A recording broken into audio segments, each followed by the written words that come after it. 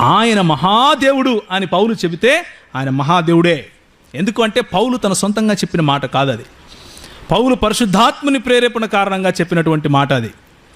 కాబట్టి ఆయన మహాదేవుడే, మన దేవుడే, మన రక్షకుడే. రోమీయులకు రాసిన పత్రిక 9వ అధ్యాయం, రోమీయులకు రాసిన పత్రిక 9వ అధ్యాయం చదవండి. మీకు తెలిసిన విషయమే. 4-5 వచనాలు. శరీరమును బట్టి క్రీస్తు వీరిలో పుట్టెను, ఈయన సర్వాధికారి అయిన దేవుడై ఉండి. ఎవరండి సర్వాధికారి అయిన దేవుడు? శరీరమును బట్టి క్రీస్తు. శరీరమును బట్టి వీరిలో పుట్టిన, యూదులలో పుట్టిన క్రీస్తు, ఈయన సర్వాధికారి అయిన దేవుడు. సర్వాధికారి అయిన దేవుడు. ఒక ఆయన అన్నాడు, కాదండి, సర్వాధికారం ఇవ్వబడింది ఆయనకు అన్నాడు. అబ్బా, ఎప్పుడు ఇచ్చాడు అని అడిగాను.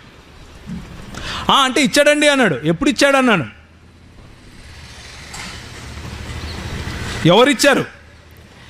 ఈయన ఎప్పుడు పోగొట్టుకున్నాడు, ఎప్పుడు మళ్ళా తిరిగి సంపాదించుకున్నాడు.